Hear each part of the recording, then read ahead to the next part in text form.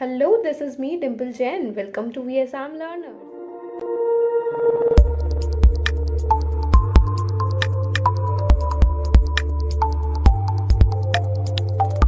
In this video, we are going to learn about a new phyla of kingdom Animalia, that is Coelenterata.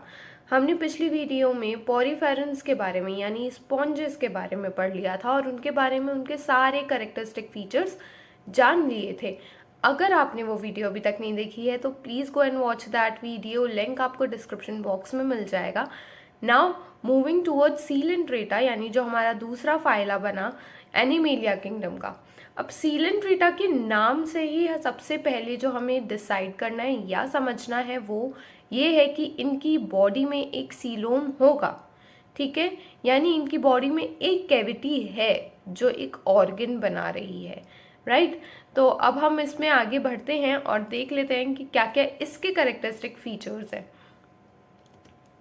Okay, तो जो हमारे Coelenterata होते हैं उन्हें हम निडेरियंस भी कहते हैं। क्यों कहा जाता है? क्योंकि इनकी बॉडी में निडोसाइट्स होते हैं। अब निडोसाइट्स क्या है? इनकी बॉडी में ऐसे सेल्स हैं जो स्टिंग कर सकते हैं यानी जो टॉक्सिन्स रिलीज कर सकते हैं। हिप्नोटाइज सुना है? हिप्नोटाइज क्या होता है? जब कोई किसी को हिप्नोटाइज करता है तो हम स्लीपिंग कंडीशन में जाने लग जाते हैं, सेम ये करते हैं और इसीलिए जो इनके टॉक्सिन है इसे कहा गया है हाइपोटॉक्सिन, ठीक है। जो निडोसाइड्स होते हैं यानी निडेरियंस होते हैं उनके पास हमारे निडोसाइड्स यानी कि एक स्टिंगिंग कैप्सूल्स प्रेजेंट होते हैं और वो क्या करते हैं? हाइपोटॉक्सिन रिलीज कर रहे होते हैं। सीलेंट्रेट क्यों कहा गया? इनको क्यों नाम दिया गया? सीलेंट्रेट से जो स्टार्टिंग के 3 वर्ड है ये सीलोम बना रहे हैं यानी इनकी बॉडी में एक कैविटी प्रेजेंट होती है which is known as gastrovascular cavity. वैसे ये जो ऑर्गेनिजम्स होते हैं ये एसीलोमेट होते हैं यानी कि इनकी जो जर्म लेयर्स है इनके बीच में कोई सीलोम नहीं बन रहा है, ठीक है, लेकिन still there is a cavity जिसे हमने नाम दिया है गैस्ट्रोवेस्कुलर कैविटी और इस कैविटी की वजह से इस जो फाइला है इस फाइला का नाम सीलेंट्रेटा रखा गया। इनके हैबिटाट की अगर बात करें तो इसमें मोस्टली मरीन ही होते हैं लेकिन कुछ फ्रेश वाटर भी होते हैं जैसे कि हाइड्रा, ठीक है। हाइड्रा बहुत कॉमन एनिमल है जिसका नाम आप लोगों ने सुना होगा। तो हाइड्रा जो होता है it is fresh water inhabitant जो सीलेंट्रेटा के ग्रुप में ही इंक्लूड होता है। अब बहुत से एनिमल ससाइल होते हैं, ससाइल यानी कि वो किसी सबस्ट्रेटम से अटैच होते हैं और कुछ फ्री स्विमिंग भी होते हैं यानी कि they are free to swim, उनको कोई रोकने वाला नहीं होता है, उन्हें कोई अटैचमेंट की ज़रूरत नहीं होती है। लेवल ऑफ ऑर्गेनाइजेशन की अगर मैं बात करूं कि उनकी बॉडी में जो सेल्स हैं वो क्या है, किस लेवल तक है, तो ये हमें टिश्यू लेवल देखने को मिलता है। यूमेटाजोआ क्या होता है? अब इस पॉइंट पे आ जाते हैं तो एक नया सा इंटरेस्टिंग पॉइंट है। हमारे जो एनिमल्स हुए हैं उनको 2 कैटेगरीज में भी डिवाइड किया गया था जो 2 बेसिस पहले बने थे और वो थे मेटाजोआ के अंदर, यानी हमने एनिमल्स को कहा कि वो मेटाजोआ हैं और फिर 2 कैटेगरीज बनी पैराजोआ एंड यूमेटाजोआ। पैराजोआ वो कैटेगरी है जहाँ पे प्रिमिटिव एनिमल होते हैं जिनमें टिश्यू लेवल प्रेजेंट नहीं होता, सेल्यूलर लेवल ऑर्गेनाइजेशन रहता है, यानी कि जो हमारे पास अभी पॉरीफेरेंस में है क्योंकि सिर्फ वही एक ऐसा फाइला है जो cellular level of organization show करता है। और यूमेटाजोआ ऐसी कैटेगरी बनी जिसमें टिश्यू लेवल देखने को मिले, यानी सीलेंट्रेट के बाद जितने भी फाइला आप पढ़ रहे हैं वो सारे यूमेटाजोआ हैं। अब यूमेटाजोआ को भी फर्दर क्लासिफाई किया गया on the basis of symmetry, radiata और बायलेट्रिया। अब रेडियाटा यानी कि वो फाइला हो जाएंगे जिनमें रेडियल सिमेट्री देखने को मिलती है यानी सीलेंट्रेट्स, क्योंकि इनमें जो हमको सिमेट्री देखने को मिल रही है वो है रेडियल, ठीक है। और बायलेट्रिया जिनमें बायलैटरल सिमेट्री देखने को मिले जो हमें आगे पढ़ने को मिलेगी।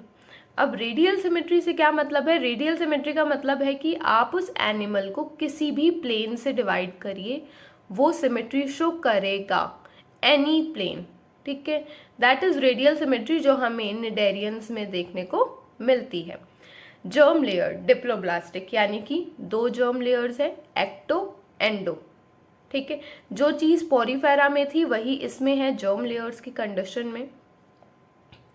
डिप्लोब्लास्टिक का मतलब हो गया है कि सिर्फ 2 लेयर्स है, एक्टो एंडो, बीच में सेम वही जेलेटिनियस मैट्रिक्स मीजोग्लिया प्रेजेंट होता है। ठीक है, अगर हम इनके बॉडी वॉल की बात करते हैं तो इनका जो स्केलेटन होता है, कुछ एनिमल्स का यानी कुछ निडेरियंस का स्केलेटन कैल्शियम कार्बोनेट का होता है। सबसे कॉमन एग्जाम्पल कोरल्स। ठीक है, कैल्शियम कार्बोनेट का रहता है। इनकी बॉडी वॉल में सेम, क्योंकि क्या है, ये डिप्लोब्लास्टिक है तो आउटर और इनर लेयर देखने को मिलेगा। आउटर लेयर को एपिडर्मिस कहा गया, जिसमें 7 टाइप्स ऑफ सेल्स देखने को मिलती हैं। और ये सेल्स क्योंकि टिश्यू लेवल है तो ये ग्रुप ऑफ सेल्स का अपना अपना फंक्शन होता है। जैसे कि सबसे पहला जो ग्रुप देखने को मिला है दैट इज स्टिंगिंग सेल्स, जो हाइपोटॉक्सिन रिलीज करते हैं। हाइपोटॉक्सिन के बारे में हमने पढ़ लिया है, ये हेल्प करते हैं डिफेंस के लिए। Then we have interstitial cells जो कि रीजेनरेशन में हेल्प करते हैं। मस्कुलर सेल्स जो लोकोमोशन में हेल्प करे। ग्लैंड्यूलो यानी कि ग्लैंड्यूलर सेल्स। अब ग्लैंड्स क्या करते हैं, हमारी बॉडी में भी वो केमिकल्स हार्मोन रिलीज कर रहे हैं, सेम इनकी बॉडी में भी वो टॉक्सिन्स यानी कि हार्मोन्स रिलीज करते हैं। सेंसरी सेल्स, ये वो सेल्स होती है जो टेक्टाइल होती है, जो बाहर से कोई भी एक्शन को सेंस कर सके। जर्म सेल यानी कि रिप्रोडक्शन में मदद जो करे। एंड नर्व सेल, इनके पास एक ही पोलार सेल होता है जो कि इनका नर्वस सिस्टम पूरा का पूरा चलाता है, यानी कोऑर्डिनेशन में मदद करने वाला सिर्फ एक ही सेल है। Next we have inner layer. Inner layer का नाम है गैस्ट्रोडर्मिस। क्यों है गैस्ट्रोडर्मिस? बहुत नॉर्मल सी चीज़ है कि एक्टोडर्म सबसे आउटर लेयर जो थी, एंडोडर्म जो इनर लेयर है वो गैस्ट्रोवेस्कुलर कैविटी से अटैच है। क्योंकि वो गैस्ट्रोवेस्कुलर कैविटी से अटैच है, इसका नाम भी गैस्ट्रोडर्मिस दे दिया। डर्मिस होती है स्किन, गैस्ट्रो हमारा स्टमक, तो स्टमक की जो स्किन है दैट इज इनर लेयर, इसका नाम गैस्ट्रोडर्मिस हो गया। और उसमें भी 5 तरीके के सेल्स देखने को मिलते हैं। वो सेल्स सारे कॉमन ही हैं, एक जो अलग सा है that is endothelial. Endothelial cell nutrition के लिए रिस्पॉन्सिबल है, न्यूट्रिटिव। ओके, बाकी रिमेनिंग सारे वही हैं जो आपको एपिडर्मिस में देखने को मिल रहे हैं, interstitial, sensory, nerve cell, germ layer. Now again mesoglea हमने पिछली वीडियो में भी डिस्कस किया था। अगर डिप्लोब्लास्टिक होता है तो एक्टो और एंडो के बीच में मीजोग्लिया प्रेजेंट होता है। अगर आप डायग्राम को ध्यान से देखेंगे तो ये देखिए, ये है मीजोग्लिया, यानी यहाँ पे जो ये मैट्रिक्स वाला एरिया प्रेजेंट है दिस इज मीजोग्लिया। ठीक है, ये गैस्ट्रोडर्मिस है इनर लेयर, ये एपिडर्मिस है आउटर लेयर। सिंपल है, बॉडी कैविटी इतनी ज़्यादा है, सॉरी बॉडी वॉल जो होती है इनकी इतनी ज़्यादा कॉम्प्लेक्स नहीं है क्योंकि डिप्लोब्लास्टिक है। ठीक है, now moving to a new topic जो इनके लिए करेक्टरिस्टिक फीचर है। इनमें 2 तरीके के बॉडी फॉर्म्स देखने को मिलते हैं, यानी कि कुछ एनिमल तो ससाइल होते हैं, अटैच रहते हैं, सिलेंड्रिकल शेप के होते हैं जैसे आपको इस डायग्राम में देखने को मिल रहा है, और कुछ होते हैं जो कि अम्ब्रेला की तरह होता है जैसा आपको यहाँ पे देखने को मिल रहा है। ठीक है, जो ससाइल और सिलेंड्रिकल होंगे they are known as polyp, और जो अम्ब्रेला शेप में है और जो फ्री स्विमिंग होते हैं वो होते हैं मेड्यूसा। पॉलिप का सबसे कॉमन एग्जाम्पल है हाइड्रा, और मेड्यूसा का सबसे कॉमन एग्जाम्पल है कोराल्स या जेलीफिश। ये सब sorry, corals are for polyps, jellyfish are for medusa. Coelom की बात करें तो मैंने पहले ही कहा कि ये एसिलोमेट होते हैं। और डाइजेशन की बात करें तो इनके पास एक गैस्ट्रोवेस्कुलर कैविटी तो है जिसमें अगर डाइजेशन होता है तो we will call it intracellular digestion. तो दोनों तरीके का देखने को मिलता है, एक्स्ट्रा सेल्यूलर भी और इंट्रासेल्यूलर भी, यानी सेल के बाहर भी डाइजेशन पॉसिबल है, सेल के अंदर भी डाइजेशन पॉसिबल होता है। दैट्स इट, निडेरियंस के बारे में यही इनके फीचर्स हैं और इनके करेक्टरिस्टिक फीचर्स हैं जो बहुत आसान है इन्हें लर्न करना है। They are not difficult, connect कर करके पढ़िए, मैं हर बार यही कह रही हूँ, क्योंकि फाइला को लर्न करना आसान होता है अगर आप उनको कनेक्टिंग लिंक के साथ पढ़ें, एडवांस तरीके से पढ़ें कि पहले कैसा था, फिर कैसा डेवलपमेंट हुआ, अब आगे वाले में और क्या डेवलप हो जाएगा।